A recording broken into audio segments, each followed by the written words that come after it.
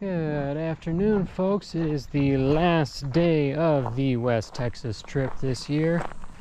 We are poking around in a couple little roadside spots here. Mostly just kind of waiting for the day to wind down because we've got 8 hours until the sun sets. And that's when the stuff will really start moving. But in the meantime, maybe we'll encounter some horned lizards, patch-nosed snake if we're really lucky. So I'd like to get those on the record. Or a coach whip. But then we'll be cruising through a couple of cuts in the Davis Mountains here later tonight to finish up. So fingers crossed we see something cool. Alright folks, we have reached the spot where we're going to be hiking for a little while today. Planning on spending a couple hours out here at least, try and while away the time until the sun goes down. And it looks like we will be doing so underneath the shade of storm clouds again, just like was here yesterday. Now, with any luck, hopefully, those clouds will not cool things down too rapidly come evening again. But if they do, that just means we'll be heading to the east side of the mountains tonight relatively quickly. But while we're up here, open for a patch nose, garter snakes.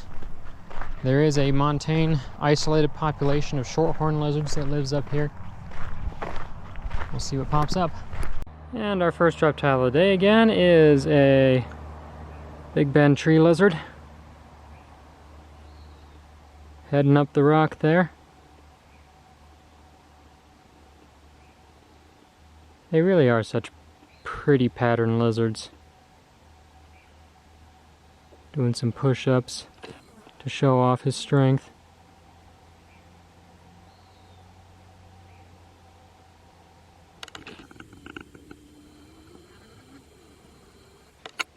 We got ourselves a little southwestern fence lizard on the rock here. These guys are relatively common. I've seen a couple of them on the trails this week. That one looks to be potentially a young male. They can have some brilliant blue colors on their bellies during mating season. I wonder if he's displaying to me, or if he's trying to impress somebody else nearby.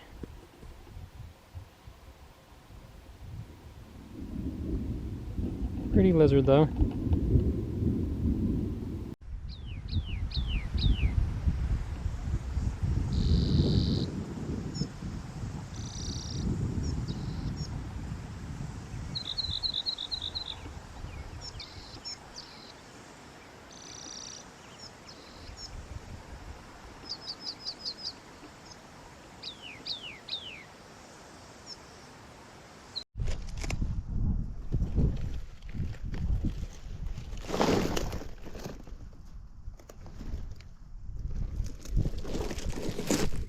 Where'd he go?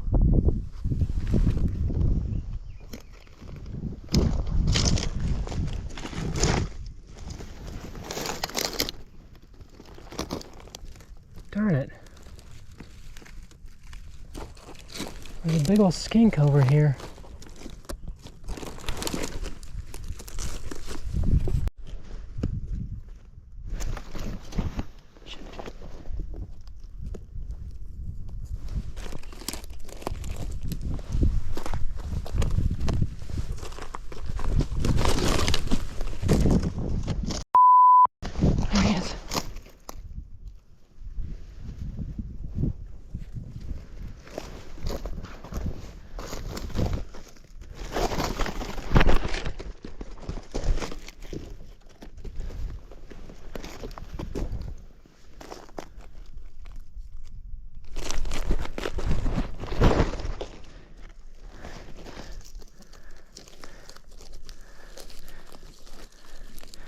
We got him.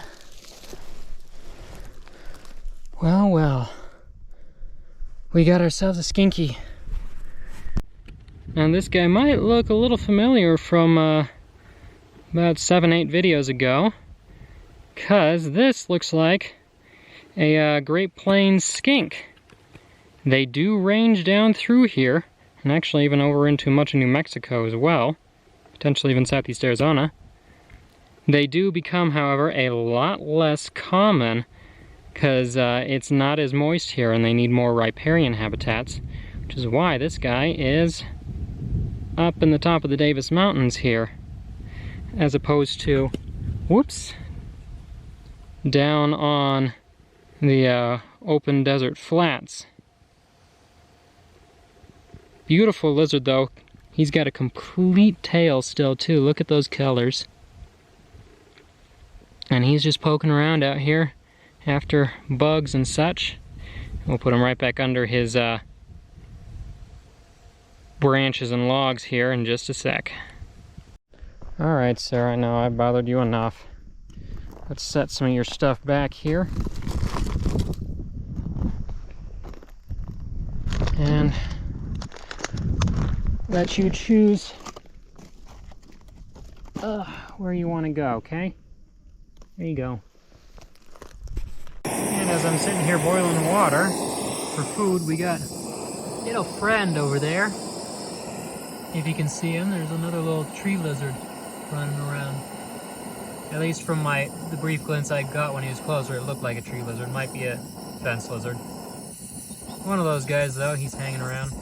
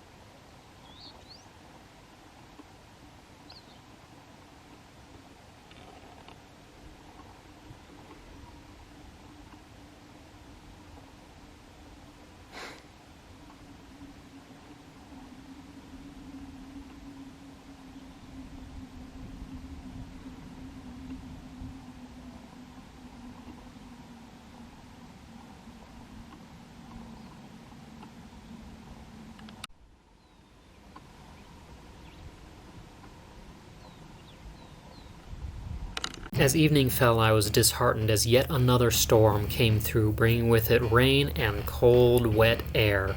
And checking a couple of different spots before the sun actually went down to try and get ahead of that cold air proved to be fruitless, so I feared nothing would be showing up. I did, however, decide to stop just after the sun set along a very prominent rock cut in the mountains, and was looking along, glanced up, and 10 feet above me there was something on the rocks. I scrambled up to the top of that cliff and looked over, but could not see what it was because the angle was just not good. So going back down to the bottom of the cliff, looked up and it was still there, so I took the hard route and went straight up the side to find it. And what it turned out to be?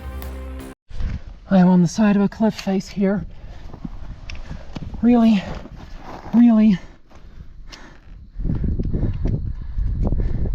narrow space, and there's a gray-banded king snake. I'm gonna try and get him out.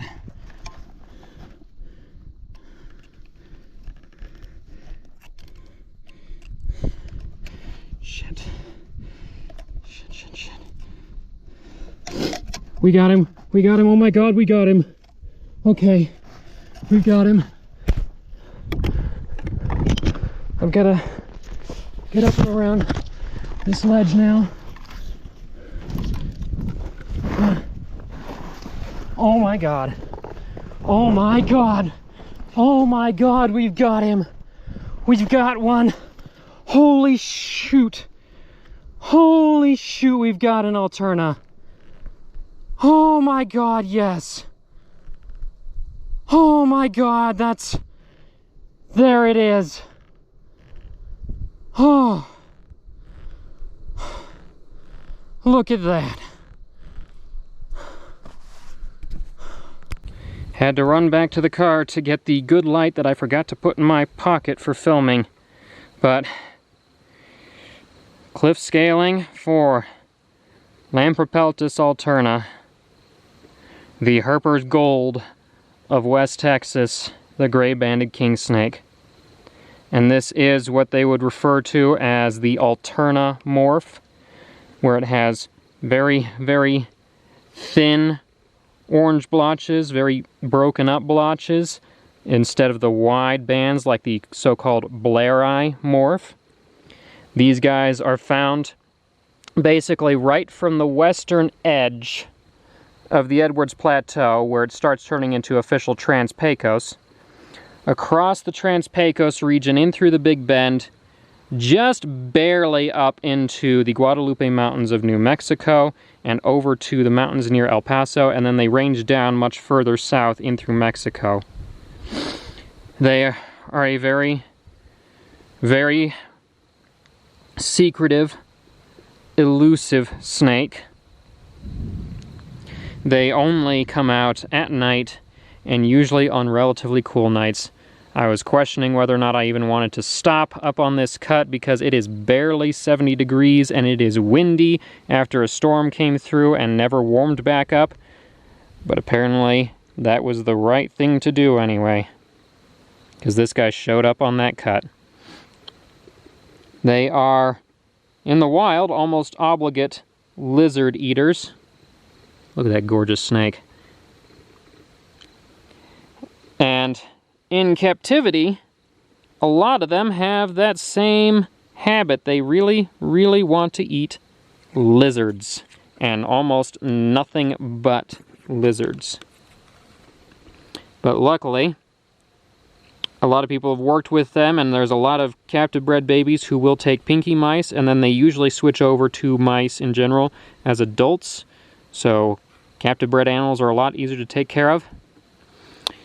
They are also the source of a lot of controversy dealing with keeping and captive breeding and such, because there is an almost cultish following of these guys out here in West Texas, where people will come out and look for these guys exclusively and collect almost every single one that they see in order to keep pure quote-unquote locality animals to breed together. So you'll get animals that are like River Road, 9 Mile Cut, 277 Cut 3 or whatever, when in reality there is absolutely no point to that. You might get animals that have a slight tendency towards a certain look in certain areas, but if you captive breed long enough, if you selectively breed, you can get almost any coloration from any group of animals, and outbreeding is going to make healthier animals as well.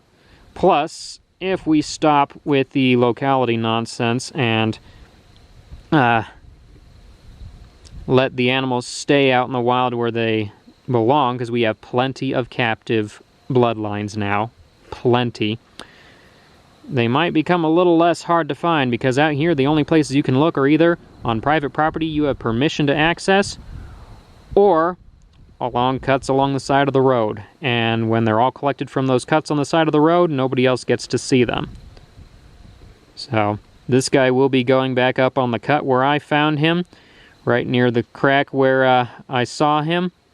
It's a bit of a walk, but it's worth it for this guy. And, well, the night is still only just begun, so we'll see if we can't find another. I'm gonna get a couple more photos, and then go put this gorgeous West Texas gold mine back where he belongs.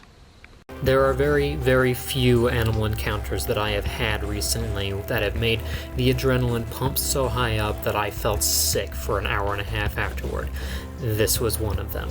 And yes, the subject around these guys does get me a little ranty, because while you can get certain appearances of animals more frequently in certain areas, because they tend to be more banded, like the Blairi form to the east and more Alterna-ish to the west and kind of south, you can selectively breed for any of those colors using outcrossing of animals fairly easily. Now, they are fairly good pets once you get them established, because, again, babies, they like lizards. Adults, they're a little more generalist, and they will take a lot of rodents, and they usually happily eat mice in captivity, and they can live for quite a while and get to be a pretty sizable animal. My own pets, the biggest one that I have is nearly 4 feet long, and they can get just a little bit bigger than that, including out in the wild. So they're a decently sized snake at full growth, and they can be around for 20 plus years. But out in Texas, they are certainly a very elusive animal. This was day 21 that I have spent in range looking for these guys, and finally turned up my first. Alright, sir, I apologize. It was a little exhausting getting all the way up to you, so I'm not going to take you all the way up top, but we are going to put you right back in your near the crack here, and you can make your way back up, okay? Look at that. How spectacular. Oh, we're over here poking around at a roadside picnic area, during the day at least. At night it's great Baird's rat habitat, but there doesn't seem to be anybody else out here. The baby that my friend found yesterday was the only one that seems to be about at the moment.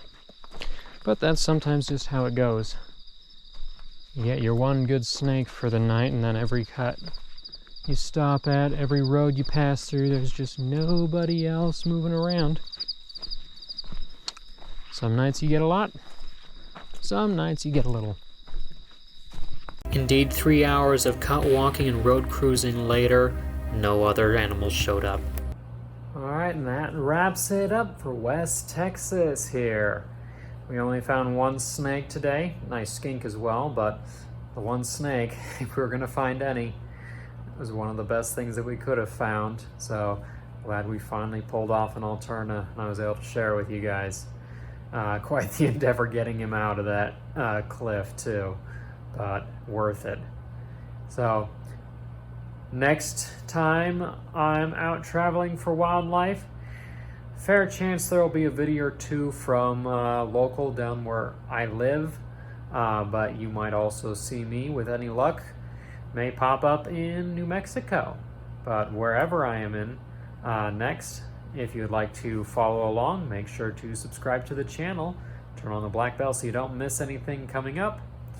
Leave your comments on this video down below, and share it if you know somebody who would like to see the animals that we've seen in this particular clip. If you'd like to learn more about the animals and plants that I work with, you can find my website at carltoncarnivores.com, where the database and blog are up for information on stuff. I'm also always posting photos, video tidbits, and such on social media, Instagram, TikTok, Facebook, etc. at Carlton Carnivores. If you would like to help support the channel in more ways than just watching, because watching the videos all the way through really does help, but if you'd like to help support in a more financial manner, you can buy some of the plants or merchandise and such that I have at my website shop, or you can become a Patreon member at patreon.com/hcarlton. The members there get early access to the videos, exclusive merchandise, and more. Or you can donate at Coffee. Links for these will be in the video description below. But until next time, wherever I may be, I'm Hawken Carlton, and this is Carlton Carnivores.